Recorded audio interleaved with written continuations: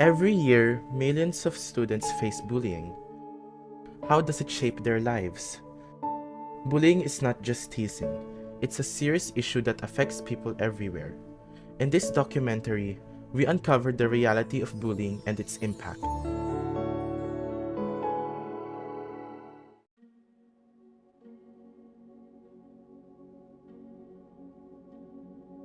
In year 7, I was bullied a lot. It just started because I didn't my mum didn't have much money, so we couldn't get new clothes and stuff and have all the new makes and that. Oh, bullying made me feel, I don't know, inferior, like I wasn't important. It's awful, and looking as an outside viewer, it can seem like petty things are happening and it shouldn't affect the person. I was bullied and it was cyberbullying, and even though people think it's not a big deal and I'll just get over it, it's really not as easy and as people make it sound. The worst part was going home and seeing what all these people had said about me. It's not like I could just go home and come back to it tomorrow when I go back to school, but it was my reality. It was my life at one point. It's really, actually, really hard because you can't escape it whatsoever. Even if you're not online, it's the only thing you can think about. It's like the idea of someone tapping constantly over and over and over again. The build-up of taps makes you want to scream. Well, to be truthful, I went home crying every day because I didn't know what to do about it or how to deal with it. And my mum always used to ask me what was wrong and how I got all the bruises on my legs and all that. So I just told her that I fell over in the playground a lot because I was embarrassed to talk about it. My cousin, he killed himself because he never told no one, and his mum was there for him, but he just didn't tell, and I don't like bullying because of that. Bullying makes you feel like you've got no one to turn to. It makes you feel quite alone, like you're in a crowd but no one can hear you. It's like that. It was mostly about image. They called me fat and ugly, and that affected me quite a lot. Sorry. One day they chased me into the toilets and I actually had to lock the door, and even then they were trying to climb in and it was really scary. And this had a really big impact on my diabetes and I had to go into hospital for 4 days.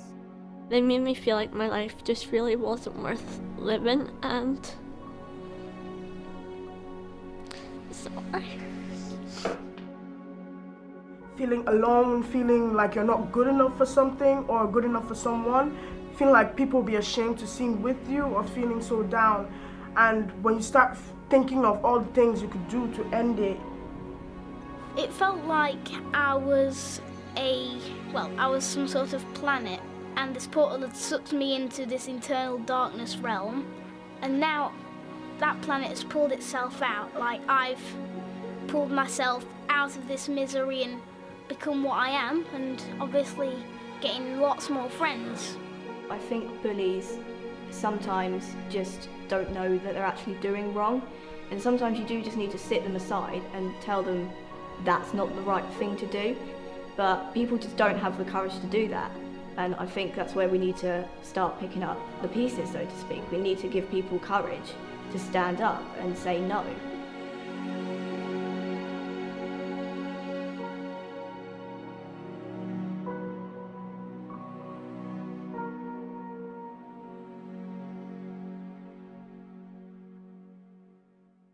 Bullying has an influence on people all over the world. For some, the experience began with a painful sense of being inferior or unimportant, typically coming from minor difficulties like missing fresh clothes. An avoidable new reality characterized as a constant tapping in your head that leaves you feeling completely helpless was brought by the advent of cyberbullying. Let me just say this. Bully behavior, which is emotional abuse, can and does have long-term psychological effects. Let me say that again. Bully behavior, whatever form, cyber, in person, is a form of emotional abuse, and it degrades a person and can have lifelong psychological effects. All right, here's some of the psychological effects. There are just a couple I want to mention of long-term bully behavior. Your self-esteem and your self-worth. It targets that. Number 2, there is long-term mental health effects. Higher rates of anxiety, anxiousness, difficulty in attachment in relationships, depression that is chronic, as well as what we're going to call post-traumatic stress disorder symptoms. Can affect your sleep, your ability to, again, have close or intimate relationships, fulfilling relationships, trusting relationships. This all can go back to the root of a pattern of being bullied early on in your life. Okay, so let's talk a little bit about how does bullying impact children. If you're on the receiving end of this can do a lot of damage. Absolutely. Bullying can cause so many issues. It can cause anxiety, stress, depression. It can cause so many different things in children, and it can really have some major, like, long-lasting impacts on their life. It can cause them stress to the point of where they get physically sick. You know, a lot of times kids will be like, hey, I have a stomach ache, I can't go today, or I have a headache, different things like that. And sometimes they truly do, because they're going through so much, whether it be at school or anywhere, with bullying and just different people treating them certain ways, that creates a lot of anxiety and stress in them, and it starts to physically impact them as well. And so it can, you know, cause so many different issues for children, but it can really, you know, cause some ongoing things that are going to follow them in life as well too. But it really causes a lot of issues for them for sure. Bullying is fundamentally a narcissistic and destructive form of aggression used to establish dominance by degrading another person's well-being. Far from being isolated incidents, these harmful actions trigger a chain reaction of negative psychological and emotional consequences, resulting in both short-term distress and significant long-term trauma. When an individual endures persistent bullying, the impact on their mental state is severe. The continuous verbal and/or physical assaults serve as a relentless effort to systematically demolish the victim's self-image and self-worth. The toxic message conveyed through both physical acts, such as hitting or property damage, and verbal attacks, including insults, rumors, and exclusion, is corrosive. You are not worthy of who you are. This message becomes internalized, leading to a profound and damaging drop in the victim's self-esteem. Bullying comes in many forms. It isn't always obvious, and it doesn't always leave physical marks. First, there's verbal bullying, name-calling, insults, and cruel jokes that can hurt just as much as a shove. Then physical bullying involves hitting, kicking, or any kind of unwanted contact. But bullying can also be social, leaving someone out, spreading rumors, or encouraging others to ignore someone. This kind of bullying isolates people and make them feel alone. And in today's world, there's cyberbullying. With smartphones and social media, hurtful messages and embarrassing pictures can spread instantly 24/7. No matter the type, bullying leaves scars, not just on bodies, but even in hearts and minds. Researchers from the De La Salle University and the Second Congressional Commission on Education released findings of several studies on bullying in the Philippines. The numbers reveal a national crisis. About 1 out of every 3 students is bullied at school.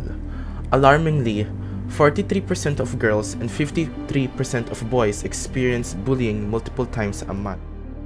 These figures are significantly higher than the global average of around 20% for both boys and girls.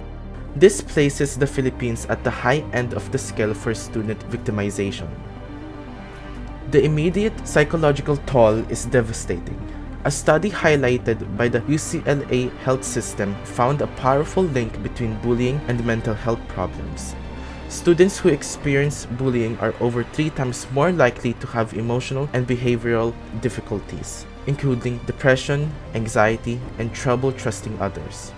But the impact doesn't end when the bell rings for the final time. The scars of bullying can last a lifetime. A major longitudinal study published in JAMA Psychiatry followed victims into adulthood, finding that those who were frequently bullied reported high levels of psychological distress and disorders even up to age 50. The cumulative trauma increases the risk for serious conditions like post-traumatic stress disorder or PTSD. Tragically, research confirms that for youth who are bullied, the risk of suicidal thoughts and behaviors increases significantly. It is a critical risk factor that demands immediate attention. Bullying is not just a social problem, it's an economic liability. The Philippine Institute for Development Studies estimates that bullying-induced learning losses from missed days and reduced concentration could cost the country an estimated 10 to 20 billion in an annual economic losses. And finally, the harm extends to everyone involved. Bullies are at a higher risk for substance abuse and criminal convictions in adulthood. Even bystanders who simply witness the abuse are at a greater risk for depression and anxiety. The bullying crisis is one that affects the entire social fabric of the school and the community.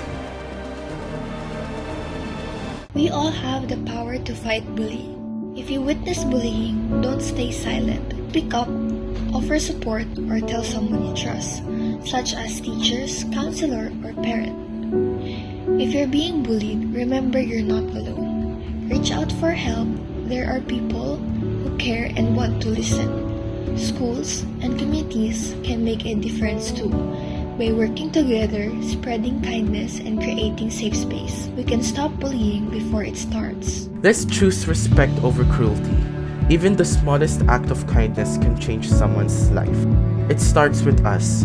Let's stand up, speak out, and build a world where everyone feels safe and valued.